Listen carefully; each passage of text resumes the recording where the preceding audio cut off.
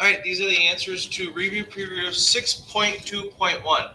And just a reminder that this is a 2-day lesson, so that's why there are 10 questions. So it's up to you if you want to do them all the first night, to do them all the second night, or kind of split them up somehow. So first problem here, number 69. All it asks you to do is, first of all, how can you check to make sure these are the same? And then, are they the same? So the easiest way to figure out if they're the same or not is to plug a number in for the x. So you can put anything in. Could be any number you want. I'm going to say, I think I'm going to try 2. Okay? You could try 1, 0, 5, 10, whatever you want to try. So now I'm going to plug 2 in for both of them. So this one here is a little bit easier first. 2 times 12 is 24. 24 minus 2 is, 22. This one over here, I got 3 groups of 2 times 4 is 8. 8 minus 2 is 6. So 3 groups of 6 is 18. So this first one equals 18. Second one equals 22. That tells me already that they are not the same. They're not equivalent because they didn't get me the same answer. Next problem. A rectangle. This was like the one we did the other day with the high school and the playfield. A rectangle has an area of 1/6 centimeters and a length of 1.5. So it doesn't matter what side I label 1.5, since this side is long right now. I'll label that side 1.5. Okay. Find out what the other side is, and then what is the perimeter. Okay. So this one, I should have 1/6, because remember, we always start with our area. We always start with our area, and we're going to divide that by 6 over 5. Now, why I made it 6 over 5 is because what I did is take that fraction and I made it improper. 5 times 1 is 5, plus the 1 on top is 6. All right. Now, what I have to do is I got 1/6, and if you remember in class, we learned what the reciprocal was, or flipping that second fraction and making it multiplication. So now when I multiply across, I get 5 over 36 is the answer to that one. And then obviously the perimeter now, I'd have to add up all the sides. For the perimeter, I'd have 1 1/5 and 1 1/5 and 5 over 36 and 5 over 36. I'd have to add those all up. So you're going to need to get a common denominator for this, which this one is not very pretty. The common denominator is 90. So the answer for this one, in case you're wondering, is 2 and 61 over 90. Okay. Next one, review of trapezoids. You got 2 of them. Okay. If you remember a trapezoid, we would cut it in half and take that bottom part and flip it up and over up here. So then it would look like this. Something like that. Okay. So then we did half of our height because we cut it in half. And then we took that and times it by base 1 plus base 2. Or some of you like to call it top and bottom. However you want to remember it is kind of fine to me. Right, so now I just kind of plug in my numbers. So the first one, I got half of 8 times 13 plus 4. Half of 8 I know is 4 times 13 plus 4 is 17. When you solve that, 4 groups of 17 should be 68 centimeters. And don't forget squared, because we're finding the area here. Okay. That's the first one. Second one, same kind of thing. I would probably split it in half and then put these 2 sides together. So then I'm left with half of 11 times 21 plus 16. All right, 21 plus 16, this part here, equals 37. I'm going to times that by half of 11, I know is 5.5. Okay, now you just need to calculate. So I come up here and calculate. And remember, you ignore the decimal point at first. First one I get, carry my 3. 5 times 3 is 15. 16, 17, 18. Change colors for the next step. Put a 0 because we're moving to the 10 spot. Put another 3, 15, 16, 18. Okay, 5, add them up. 8, 9 to 13, 10, 2. And remember, since in my equation, I had one number after the decimal point, same thing applies here. So it's 203.5 millimeters squared for that one. Next one.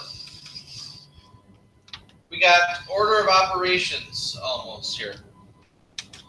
So some of these are kind of doozers. I'll be honest. First one, not too bad at all. In the first one here, remember parentheses always come first. So we have 16 minus 5 groups of 3 minus 1 is 2. Okay, then we got multiplication. 16 minus 10, because 5 times 2 is 10, equals 6. That first one gets you 6. All right? From there, they get a little bit trickier. Next one. You have 31 and 3/4 times 4 plus 18 and 5/6 groups of 6. Okay, first things first. Multiplication always comes first, so I can do this one, and then I can do that one, and then add them together. All right, so here's what I did. I took 31 times 4. I'm doing the first part here of the equation if you haven't figured that out. And that's 4. And then 3 times 4 is 12. Okay? But don't forget, I still got that 3/4 times 4 yet. And remember, when you multiply by a whole number, you have to put it over 1. So then I get 3 times 4 is 12. And 4 times 1 is 4, which is another 12 divided by 4 is 3. So then I have to add these two together here. So 124 plus 3 is 127. Okay, that's the first part. Second part is the 18 and 5/6 times 6. So again, I could do 18 times 6, but I want to show you one other way to solve it. So that is one way. Here's the other way. I would make this improper first. So I would do 18 times 6 plus the 5 is 113. Okay, so we have 113 sixths times 6 wholes. And remember, I can put that over 1. Now, here's the cool part here. I can do 113 times 6, right? But then I'm going to have to divide it by 6. So if I'm multiplying by 6 and dividing by 6, if you look at this part right here, they kind of cancel each other out. If I multiply by 6 and then divide by 6, I'm back at my original answer. So really, this one is 113 over 1, which is just 113. So now I can add 113 to the 127, and I should get a total of 240 for that second one. Next one, number 3. I have 3.45, 2 squared, minus 8.18. And the reason why I'm not writing the parentheses 1, because if I times it by 1, I get itself anyways. So now I left with 3.45 times 2 squared is 2 times 2. 2 times 2 is 4, minus 8.18. So now I got to multiply that together, and I get 5. Oops, excuse me. I was getting to the answer. I was jumping the gun here. Oops. Now I erased half this stuff. Let me just rewrite that here real quick. 3.45 times 4 minus 8.18. When you multiply that, you should get 13.80 minus 8.18. And remember, when you subtract or add fractions, those decimal points must be lined up. Otherwise, you're going to do it incorrectly. And your final answer should be 5.62 for your final answer for number 3. Finally, in this problem, number 4. That's why I said these are a little bit of a doozer. They're quite a bit of work. You got 4 times 5 minus 2 squared plus 3 groups of whatever 5 minus 4 is. So again, I would do parentheses first. So I got 5 times 4 minus 2 squared plus 5 minus 4, I believe, is 1. So 3 times 1 is just 3. So I'm just going to leave it as 3. Now we can do our exponents. 4 times 5 minus 2 squared was the same as the last problem. 2 times 2 is 4 plus 3. So here we have 20 minus 4 is 16 plus 3 is 19 for that last problem. Next problem. 73. Draw a number line and place the values on the number line correctly. So here's my number line, 0, something like that. 1, 2, 3, 4, 5. So over here is negative 5. That one's done. Negative 1. That one's done. Negative 2. That one's done. Right? I'm going to do some of these whole numbers quick. 1, 2, 3, 4. I think. Oop, 5, 6. Here's 6. That one's done. 4. That one's done. Now I have a half. A half would have to go right here in between 1 and 0. That one's done. 3/4. I have to squeeze that in, but that would come right here. Then I have 3 over 2. A 3 over 2 is the same as 1 and 1/2. So here's 3 over 2. So then I just have 1 left, which is negative 0.5, which is the same as negative half, which is right there between 0 and negative 1. So those are the answers to 73. 74, same thing as the very first problem. Pick any number you want and put it in for x and see what you get. So for this one, I did 2 again because I used it for the first one. So I'm just going to stick with 2. So x equals 2 for an example. So on this one here, 4 times 2 is 8. 8 minus 2 is 6. So I got 3 times 6 is 18. Plus 8 is 26. Over here, if I put 2 in, 6 times 2 is 12. 12 plus 3 is 13. 13 times 2 is also 26. So in this case, these two equations are equivalent because they got me the same answer. Next one. These are great ones. You're just solving when they told you the variables. So the first one here, this is the key. R is 3, H is 5. First one, you have an 8, H, which is 5. So 6 times 5 is 30. 30 minus 4 is 26. Next one here, number 2. 8 times 3 plus 5. 8 times 3 is 24 plus 5 should get you 29. Next one, you have 3 squared. 3 times 3 is 9. Right? That should be that problem. Next one. All you have to do is figure out what number you could put in that box to make it work. So the first part, they want it to be close to 0.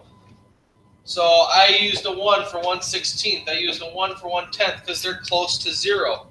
For the 4, these two, you could use any number you want. You could use 100. You could use whatever this number is.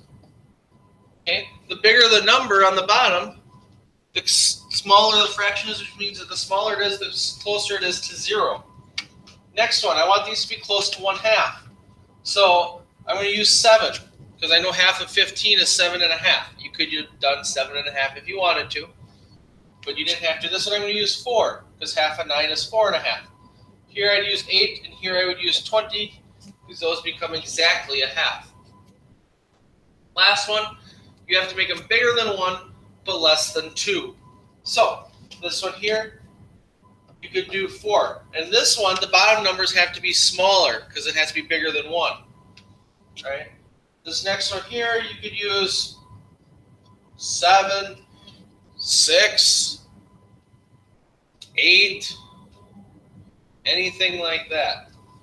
Okay, you can't use 5 though, because 10 over 5 would be the same as 2, and it has to be less than 2. For the 6, I did 11, because it can't be 12 because 12 would be 2 wholes. So it has to be less than 12, but bigger than 6. You could have done 10, 9, 8, 7 as well. And then finally the last one here, 5. Okay, because 6 would be 2 wholes, so it has to be a number between 3 and 5. So you could have done 4 as well. Next one. Ooh, I left half the numbers up here. There we go. So how many fifths are there in a whole? I think most of us know there are 5 fifths in a whole, because if you take a circle, and this is probably not going to be very even, I'm not going to do a circle. Fifths are hard to do in circles. I'm going to do a rectangle. 1, 2, 3. So you can see if I broke it into fifths, there are 1, 2, 3, 4, 5 pieces. How many thirds are there in 2 1/3? Well, in 2 wholes, I know there are 6, plus the other one is 7. How many 2 fifths are there in 4 wholes? That's probably the trickier one of the 2. So, for this one, what you need to do is do your basic problem you're solving is 4 divided by 2 fifths, because we would find out how many are in there. So I would do the first part here. 4 divided by 2 is 2, and then times it by the bottom number, so you get 10 of them in there. Okay. And again, another way you can solve that is first of all doing 4 times 5, which is 20, and then dividing it by 2. Either way works, because you're still multiplying by 5 and dividing by 2. So it doesn't matter what order you do it in, as long as you do both those steps. This should be the last problem here. All you have to do is tell me what fraction of $1 are each of these. So first of all, you need to know that 4 quarters make $1, and you need to know that 10 dimes make $1, and you need to know that 20 nickels make $1, and you need to know that 100 pennies make $1. If you don't know those, well, then this problem is going to be pretty tricky. First one, 1 quarter. And again, like I said, it takes 4 quarters to make $1. So you have 1/4 of $1. Next one, I'll do one on either side. 3 dimes. 3 dimes, and remember I said 10 of them make $1, so it's 3/10. Next one, you have 8 out of 20, because remember I said 20 nickels make $1. Next one, you have 23 out of 100. 5 quarters, you have 5, and it's still out of 4, because it's still out of $1. Last one, 9 dimes. Remember, 10 of those make $1. Those are your answers for your last problem. So, those are the answers to 6.2.1, excuse me.